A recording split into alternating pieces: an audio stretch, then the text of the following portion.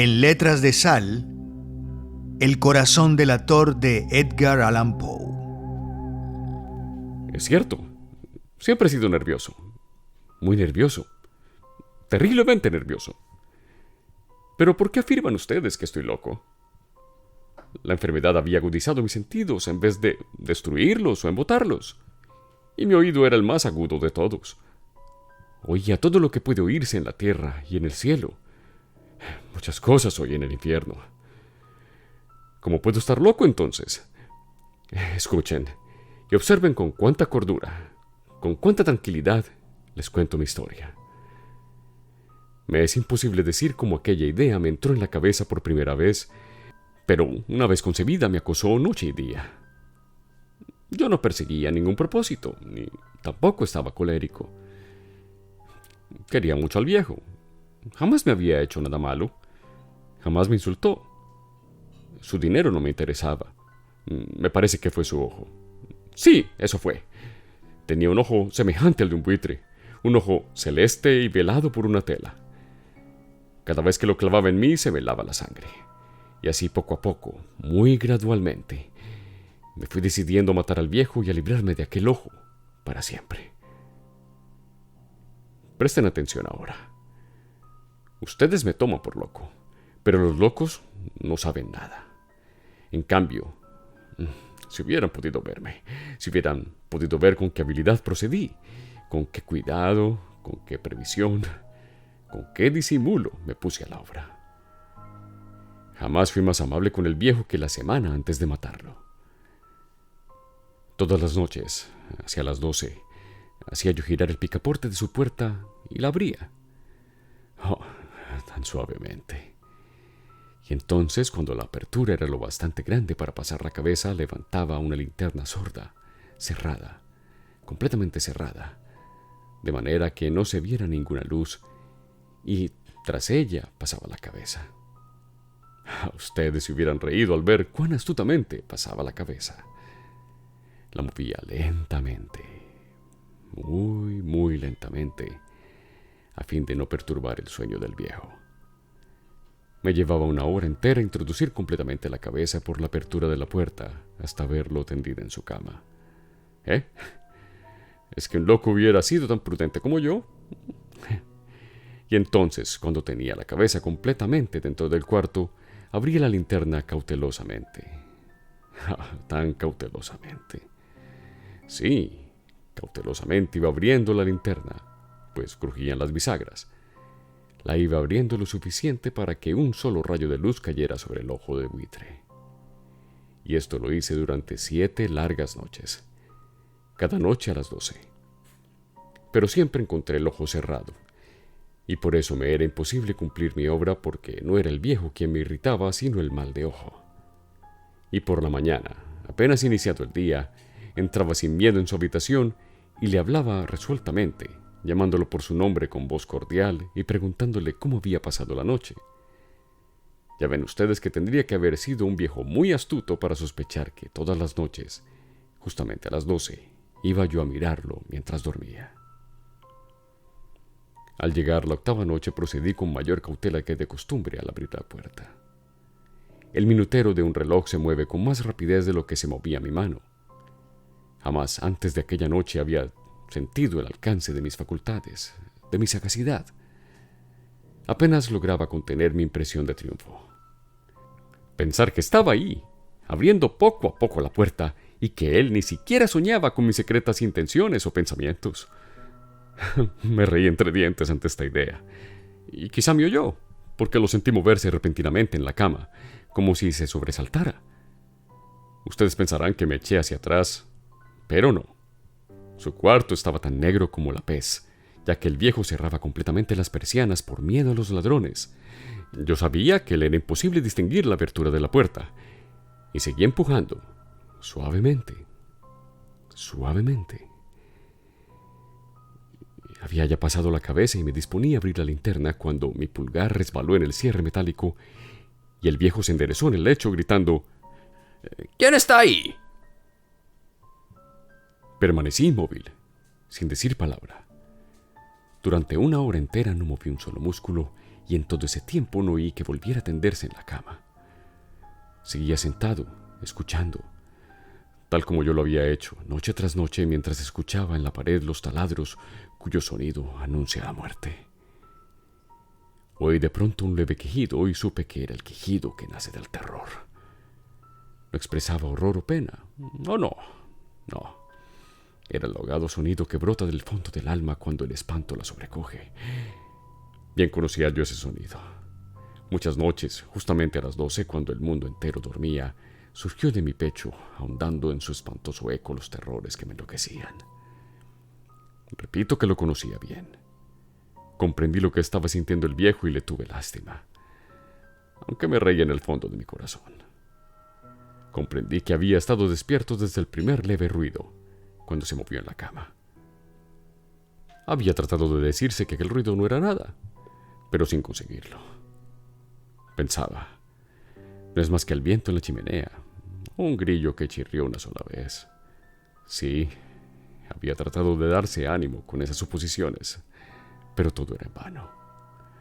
Todo era en vano porque la muerte se había aproximado a él, deslizándose furtiva y envolvía a su víctima. Y la fúnebre influencia de aquella sombra imperceptible era lo que lo movía a sentir, aunque no podía verla ni oírla, a sentir la presencia de mi cabeza dentro de la habitación. Después de haber esperado largo tiempo con toda paciencia, sin oír que volviera a acostarse, resolví abrir una pequeñísima ranura en la linterna. Así lo hice. No pueden imaginarse ustedes con qué cuidado, con qué inmenso cuidado, hasta que un fino rayo de luz, semejante al hilo de la araña, brotó de la ranura y cayó de lleno sobre el ojo del buitre. Estaba abierto de par en par, y yo empecé a enfurecerme mientras lo miraba. Lo vi con toda claridad, de un azul apagado y con aquella horrible tela que me helaba hasta el tuétano. Pero no podía ver nada de la cara o del cuerpo del viejo, pues, como movido por un instinto, había orientado el haz de luz exactamente hacia el punto maldito. ¿No les he dicho ya que lo que toman erradamente por locura es solo una excesiva agudeza de los sentidos? En aquel momento llegó a mis oídos un resonar apagado y presuroso como el que podía ser un reloj envuelto en algodón. Aquel sonido también me era familiar. Era el latir del corazón del viejo. Aumentó aún más mi furia, tal como el redoblar de un tambor estimula el coraje de un soldado. Pero incluso entonces me contuve y seguí callado. Apenas si respiraba, sostenía la linterna de modo que no se moviera, tratando de mantener con toda la firmeza posible el haz de luz sobre el ojo. Entretanto, el infernal latir del corazón iba en aumento. Se hacía cada vez más rápido, cada vez más fuerte, momento a momento. El espanto del viejo tenía que ser terrible. Cada vez más fuerte, cada vez más fuerte. ¿Me siguen ustedes con atención? Les he dicho que soy nervioso. Sí, lo soy. Y ahora, a medianoche, en el terrible silencio de aquella antigua casa, un resonar tan extraño como aquel me llenó de un horror incontrolable. Sin embargo, me contuve todavía algunos minutos y permanecí inmóvil. Pero el latido crecía cada vez más fuerte, más fuerte. Me pareció que aquel corazón iba a estallar, y una nueva ansiedad se apoderó de mí. ¿Algún vecino podría escuchar aquel sonido? La hora del viejo había sonado. Lanzando un alarido, abrí del todo la linterna y me precipité en la habitación. El viejo clamó una vez, nada más que una vez, pero me bastó un segundo para arrojarlo al suelo y echarle encima el pesado colchón. Sonreí alegremente al ver lo fácil que me había resultado todo. Pero durante varios minutos el corazón siguió latiendo con un sonido ahogado. Claro que no me preocupaba, pues nadie podría escucharlo a través de las paredes. Y cesó por fin de latir. El viejo había muerto. Levanté el colchón y examiné el cadáver. Sí, estaba muerto. Completamente muerto. Apoyé la mano sobre el corazón y la mantuve así largo tiempo. No se sentía el menor latido, y el viejo estaba bien muerto. Su ojo no volvería a molestarme. Si ustedes continúan tomándome por loco, dejarán de hacerlo cuando les describa las astutas precauciones que adopté para esconder el cadáver. La noche avanzaba mientras yo cumplía mi trabajo con rapidez, pero en silencio. Ante todo, descuarticé el cadáver. Le corté la cabeza, brazos y piernas. Levanté luego 3 planchas del piso de la habitación y escondí los restos en el hueco. Volví a colocar los tablones con tanta habilidad que ningún ojo humano, ni siquiera el suyo, hubiera podido advertir la menor diferencia. No había nada que lavar, ninguna mancha, ningún rastro de sangre. Yo era demasiado precavido para eso. La cuba había recogido todo y...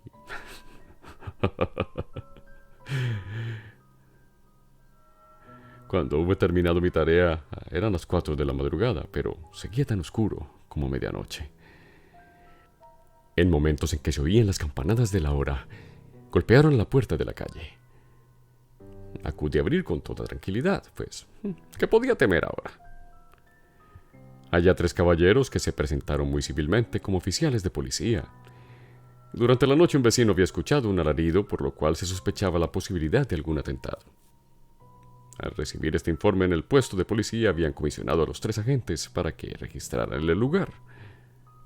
Sonreí. Pues, ¿qué tenía que temer? Di la bienvenida a los oficiales y les expliqué que yo había lanzado aquel grito durante una pesadilla. Les hice saber que el viejo se había ausentado a la campaña. Llevé a los asistentes a recorrer la casa y los invité a que revisaran bien. Finalmente acabé conduciéndolos a la habitación del muerto. Les mostré sus caudales intactos y cómo cada cosa se hallaba en su lugar. En el entusiasmo de mis confidencias traje sillas a la habitación y pedí a los 3 caballeros que descansaran allí de su fatiga mientras yo mismo, con la audacia de mi perfecto triunfo, colocaba mi silla en el exacto punto bajo el cual reposaba el cadáver de mi víctima. Los oficiales se sentían satisfechos. Mis modales los habían convencido. Por mi parte, me hallaba perfectamente cómodo. Sentáronse y hablaron de cosas comunes mientras yo les contestaba con animación. Mas al cabo de un rato empecé a notar que me ponía pálido y deseé que se marcharan. Me dolía la cabeza y quería percibir un zumbido en los oídos, pero los policías continuaban sentados y charlando. El zumbido se hizo más intenso. Seguía resonando y era cada vez más intenso. Hablé en voz muy alta para librarme de esa sensación, pero continuaba lo mismo y se iba haciendo cada vez más clara, hasta que al fin me di cuenta de que aquel sonido no se producía dentro de mis oídos. Sin duda debí de ponerme muy pálido, pero seguí hablando con creciente soltura y levantando mucho la voz. Empero el sonido aumentaba. ¿Y qué podía hacer yo? Era un resonar apagado y presuroso, un sonido como el que podía hacer un reloj envuelto en algodón. Yo jadeaba, tratando de recobrar el aliento, y sin embargo los policías no habían oído nada. Hablé con mayor rapidez, con vehemencia, pero el sonido crecía continuamente. Me puse en pie y discutí sobre insignificancias en voz muy alta y con violentas gesticulaciones, pero el sonido crecía continuamente. ¿Por qué no se iban? Anduve de un lado a otro, a grandes pasos, como si las observaciones de aquellos hombres me enfurecieran, pero el sonido crecía continuamente. ¡Oh, Dios! ¿Qué podía hacer yo? Lancé espumarajos de rabia, maldije, juré. Balanceando la silla sobre la cual me había sentado, raspé con ella las tablas del piso, pero el sonido sobrepujaba a todos los otros y crecía sin cesar. Más alto, más alto, más alto. Y entre tanto los hombres seguían charlando plácidamente y sonriendo. ¿Era posible que no oyeran? ¡Santo Dios! No, claro que oían y que sospechaban. Sabían y se estaban burlando de mi horror. Sí, así lo pensé y así lo pienso hoy. Pero cualquier cosa era preferible a aquella agonía. Cualquier cosa sería más tolerable que aquel escarnio. No podía soportar más tiempo sus sonrisas hipócritas. Sentí que tenía que gritar o morir. Y entonces, otra vez, escuchen, más fuerte, más fuerte, más fuerte. Basta ya de fingir, malvados, aullé. Confieso que lo maté. Levanten esos tablones. Ahí, donde está latiendo ese horrible corazón.